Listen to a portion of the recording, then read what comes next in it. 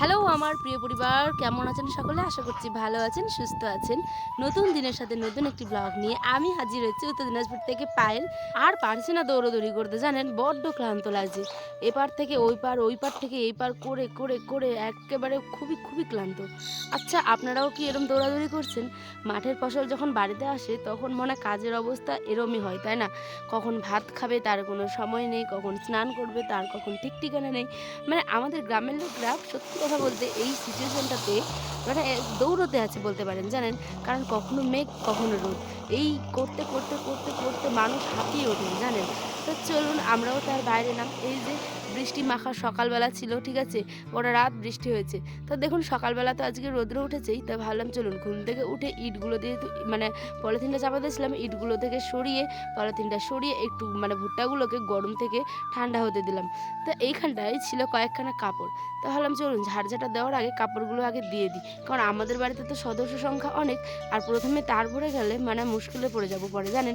কারণ এখন সমস্ত কাপড়গুলোই সাইডে দেখতে পাচ্ছেন মানে একটা ঝুলে গেছে, তারই নেই যে দেওয়া যাবে, এরম অবস্থা হয়েছে। যেহেতু সমস্ত ফসলগুলো এখন মানে উঠোনে শুকানো হচ্ছে, সেই কারণে এক সাইডে কাপড়গুলোকে দেওয়া হচ্ছে। তো আপনারা কারা কারা ভুট্টা লাগিয়েছেন বা এরকম পরিস্থিতিতে অবশ্যই কিন্তু কমেন্টে জানাবেন, কারণ আপনাদের কমেন্ট পড়লে সত্যি মন থেকে বলছি অনেক অনেক ভালো লাগে। আর আমি অনেক উৎসাহিত হয়ে একটা ব্লগ বানাতে গেলে যে কষ্ট, তা যারা ব্লগ ভিডিও করেন শুধু তারাই একমাত্র জানেন, তাই না?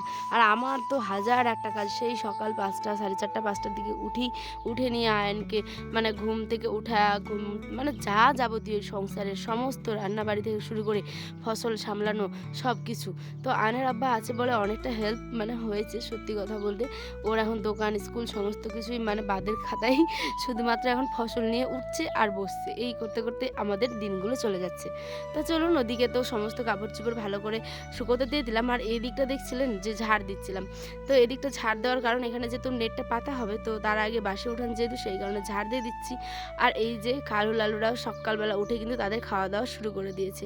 আচ্ছা, আপনারা ব্লগগুলো কেমন মানে দেখছেন কিন্তু সাবস্ক্রাইব করছেন না, ঠিক আছে? মানে স্কিপ করে করে দেখছেন। আমি কিন্তু পুরোটাই নোটিস করছি, ঠিক আছে? তা আপনাদের সত্যি বলছি মন থেকে জানাই যে প্লিজ একটিবার হলেও ভালো করে ব্লগগুলো দেখবেন। যদি ভালো না লাগে সেটাও কমেন্টে জানাবেন। যে আমি চেষ্টা করি আমি সবার দেখি, সবার থেকে শিখি, জানেন? কারণ শেখার তো কোনো বয়স হয় না, তাই না? বলুন, আমার ছোট বড় মানে ভালো মন্দ আমার যারা শত্রু আমি তাদের দেখেও শিখি, সত্যি কথা বলতে। কেননা যে শিখতে গেলে তো মানুষের মানে ছোট হয় না কেউ, তাই না? শেখা তো জীবনে অনেক অনেক অনেক কিছু বাকি। তো যাই হোক, এখানটায় অনেক কিছু কথা বলছিলাম আপনাদের, হয়তো অনেকের ভালো লাগতে পারে, অনেকের খারাপও লাগতে পারে। প্লিজ এটা আমার নিজের মতামত, ঠিক আছে? চলুন বেলচাটাকে রেখে দিলাম, ওদিকটাও ঝাড় দিয়ে দিলাম। এবার নেটটাকে খুলে দিচ্ছি। আয়ন আর ওর আব্বা কিন্তু এখনও ঘুমিয়ে।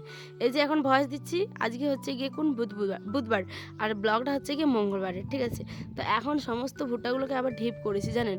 ঢিপ করে অপেক্ষায় আছি যে কোন সময় এগুলোকে মানে ঢাকা দিতে হবে আবার, কারণ বৃষ্টিতে চলে আসতে পারে, তাই না? মেঘের যে হাল, জানি না উপরওয়ালা কী চান, তার মর্জির উপর তো সমস্ত কিছু নির্ভর, তাই না? তো এখন শুনছি যে ভারী বৃষ্টি হবে, খবরে তো দিচ্ছে যে 7-8 দিন নাকি টানা বৃষ্টি হবে। তো জানি না, অনেক সময় হয় অনেক সময় হয় না, মানে ভুয়ো খবরও হয়। তো আমি অত কিছু জানি না, আমি শুধু নিজের কাজকর্মগুলো নিয়েই ব্যস্ত। তো চলুন আমার যেটুকু পেরেছি সেটুকুই আপনাদের সাথে শেয়ার করেছি। তো এখানটায় এই যে কাপড়গুলোকে মেলে টেলে দিয়ে গিয়ে আর কি গেছিলাম হচ্ছে গিয়ে বস্তাগুলো আনতে। সেই বস্তাগুলো 15 দিন হয়ে গেছে, ধোয়া হয়নি। কিচকিচ ভাব, জানেনই তো গ্রামের বাড়ি, ধুলোবালি তো সবসময় লেগেই থাকে, তাই না? আর যখন বাড়িঘর হবে তখন তো আলাদা রকম, এখন তো এই যে চালের বস্তাগুলোই। তো আমাদের বাড়িতে এখানে কিন্তু সবাই মিলে কিন্তু দেখছেন নিজের কাজে ব্যস্ত। আর তারটার এমন অবস্থা হয়েছে পুরো চলে গেছে। মানে ভারী তার তো নেই বা ছিল, তো ওগুলো অন্য কাজে ব্যবহার হয়ে গেছে। তো সেই কারণে এখানটায় একদম তারটা নিচু হয়ে গেছে, জানেন? তো কি আর, সে কাপড় তো শুকোতেই হবে, তাই না? তো এখানটায় সকলে মিলে বাড়ির এই যে উঠোনে আমাদের ভুট্টাগুলো শুকাচ্ছিল। ভুট্টার পরে আসবে হচ্ছে গিয়ে ধান। তো একটা ঢিপ তো মারা হয়েছে, মানে আর একটা ঢিপ এখনও আছেই, ওটা জানি না কবে মারা হবে। যদি পারি অবশ্যই শেয়ার করবো। আর দেখেছেন কত ছাগল, আজই একটা মিনি ব্লগ দিয়েছি দেখবেন, যে বলছিলাম না যে ছাগল পাহারা দিচ্ছি, ঠিক এই কারণে দেখেছেন কতগুলো নিজের বাড়ির ছাগল আবার পাশের বাড়ির ছাগল। তো এদেরকে ভাইরে ভাই ছাড়লে তো মানে পুরো খেয়ে শেষ করে দেবে, তাই না? তাই এগুলোকে পাহারা দিচ্ছিলাম। আর এইদিকে পাহারা দিতে দিতে আবার চলে এসেছি বাসনপত্র নিয়ে এখানটায় ধোয়া মাঝামাঝি করতে। তো কলপারে ধোবো, মোটরের জলটা শেষ, তো ওটা ভরতে কিছুক্ষণ সময় লাগবে। তাই ভাবলাম চলুন অপেক্ষা না করে এই কয়েকটা বাসন যেহেতু আছে তো মেজে নিই। তারপরে এই যে উঠে আমি একটু ভুট্টার উপরে লাফালাফি করছিলাম। বলতে গিয়ে এই যে পাগুলো দিয়ে একটু গর্ত গর্ত করে দিচ্ছিলাম। কেন বলুন তো? যেহেতু ভুট্টাটা গরম হয়ে গেছিলো তো ওটাকে একটু গর্ত করে দিলে মানে ঠান্ডা হবে ঠিক সেই কারণেই। তো ওখানে করা হয়ে গেছে। এবার আমি চলে আসলাম কলপারে বাসনগুলোকে ধোয়ার জন্য পরিষ্কার করে।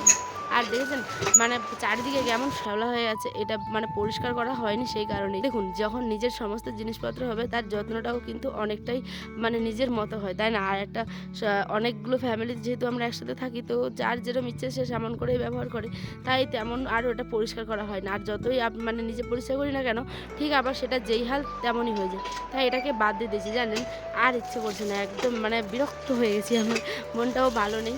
এই যে মানে ঝড় বৃষ্টি সমস্ত কিছু লাগাতার লেগে আছে, তার মধ্যে এগুলো যা ইচ্ছে তাই হোক, আমার আর কোনো ভালো লাগছে না কিছু। আর এই যে দেখেছেন লেবুগুলো আস্তে আস্তে করে লেবুগুলোও কিন্তু গাছ থেকে খালি হওয়া শুরু হয়ে আছে। এইগুলো তো ছোট্ট ছোট্ট হয়েছে, একেবারে মৌসুমের মতো বড় বড় লেবু হয়। তো অত দেরি আর মানে হবে না হয়তো এবার, কারণ এখন থেকেই খাওয়া আমরা শুরু করে দিয়েছি। দেখুন এই যে ছাগলগুলো যাচ্ছে আমাদের ভুট্টাগুলো খেতে, ওরা এদিকে পিটাচ্ছে আমরা আবার এদিকে পিটাচ্ছি, এই লাগাতার লেগে আছে জানেন। তো চলুন এই যে লেবু গাছটা একবার দেখাচ্ছিলাম, দেখুন কত লেবু ধরেছে, এত লেবু, শুকনোর খালি ডালটাতেই লেবু, পাতাও নেই তার মধ্যেও, কি সুন্দর।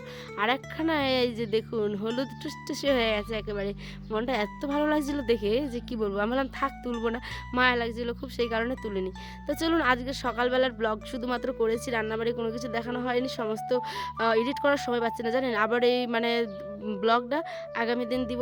আজকের ব্লগটা এই পর্যন্তই। সকাল 5টা থেকে নিয়ে 11টা 12টা বাজে এখন দুপুর। তো এখন আমি ব্রাশটা করছি জানেন। তো এই অবস্থায় আপনাদের সাথে যেটুকু পেরেছি সেটুকু শেয়ার করলাম। আর এই যে কাজের জন্য আমি এখানটায় ব্রাশটাকে রেখে দিচ্ছিলাম গাছের ডালে। তো আজ এই পর্যন্ত, দেখা হবে অনেকটি ব্লগে। সকালে ভালো থাকবেন।